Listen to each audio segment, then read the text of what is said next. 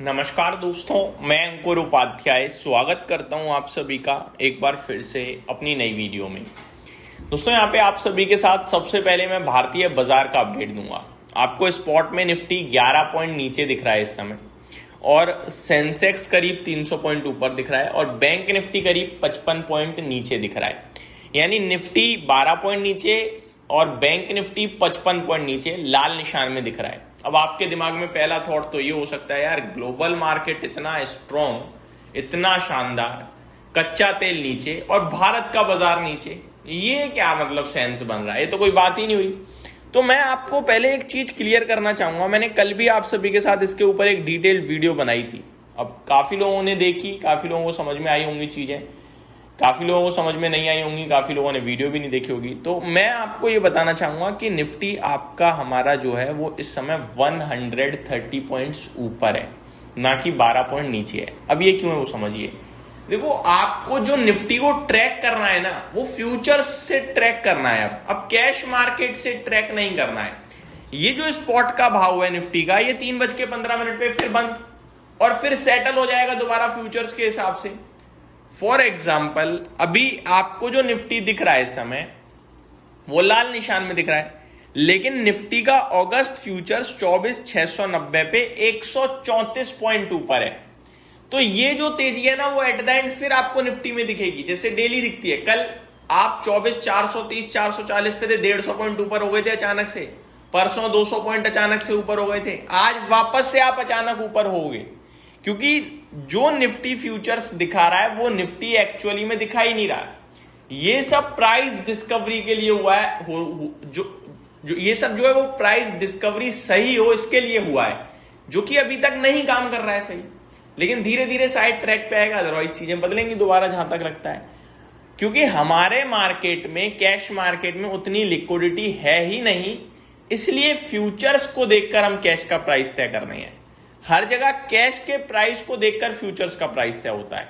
तो हम उल्टा जा रहे हैं, क्योंकि हमारे मार्केट में एफएनओ में लिक्विडिटी है, कैश में लिक्विडिटी नहीं है। और बाकी जगह एफएनओ में लिक्विडिटी नहीं होती है, कैश में लिक्विडिटी होती है। यानी हमारा देश थोड़ा सटोरी टाइप है। खैर, ये एक लाइटर नोट पे था। अब बढ़ते हैं आगे। तो निफ्टी आपका हमारा जो है ना वो 133 पॉइंट ऊपर है। प्लीज उसे लाल निशान में समझने की गलती ना करें। अब क्योंकि निफ्टी 125 पॉइंट ऊपर है, इसीलिए मार्केट ब्रेथ भी स्ट्रॉन्ग है। मिड कैप स्मॉल कैप तो आप देख ही लो, 1.3%। मिड कैप ऊपर है 0.86%, स्मॉल कैप ऊपर है। मार्केट ब्रेथ में 2118 शेयर्स पॉजिटिव हैं और 783 शेयर्स हैं नेगेटिव, तो ये भी पॉजिटिव है। अब बड़ी बात है, 10:20 का समय हो रहा है करंटली। आरबीआई की पॉलिसी स्क्रीन पे चल रही है, पॉलिसी आ रही है, लेकिन पॉलिसी को मैं डिस्कस इस वीडियो में नहीं करूंगा, अगली वीडियो में करूंगा डिटेल में। अभी क्योंकि आरबीआई गवर्नर साहब बोल रहे हैं, आराम से बोलने देते हैं। जो चीजें आएंगी वो सारी चीजें आपके साथ अगले 1 घंटे में शेयर करूंगा। मार्केट की बात करी जाए तो मार्केट अच्छा ट्रेड कर रहा है, कोई दिक्कत का विषय नहीं है।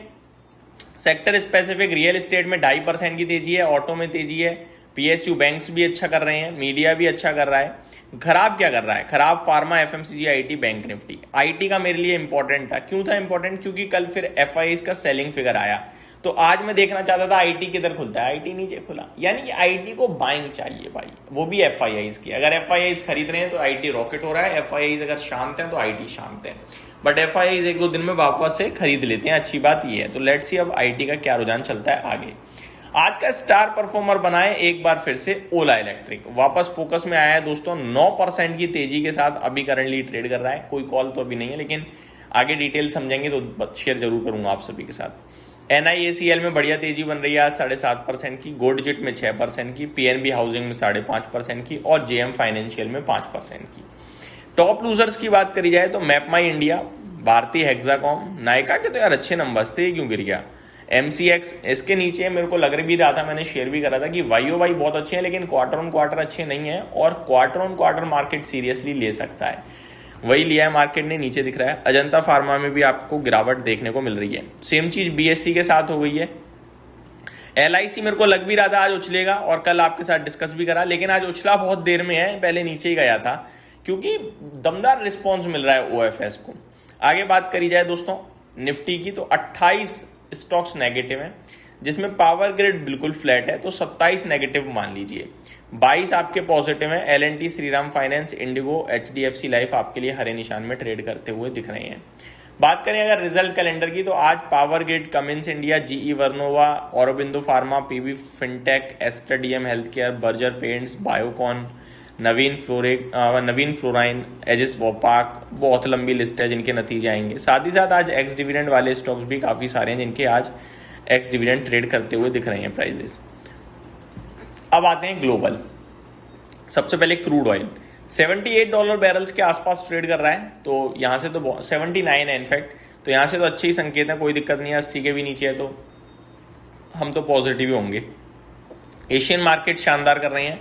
निकाई 3.25% ऊपर, शंघाई 1.25% ऊपर, Hang Seng flat to positive, KOSPI 4% का रिबाउंड मार रहा है, ताइवान 3.25% ऊपर दिख रहा है इस समय। कल अमेरिका ने दमदार तेजी दी है, जहां पे डाउ 900 पॉइंट भागा, नेस्डेक 700 पॉइंट ऑलमोस्ट करीब 2.5% से ज़्यादा की तेजी थी। S&P 500 1.8%, रसल 2000 1.85% की तेजी में दिखा हम सभी को। तो ये मेरी तरफ से अपडेट, उम्मीद करता हूँ डिटेल्स पसंद आई होंगी। Thank you so much for watching this video. Have a great day guys.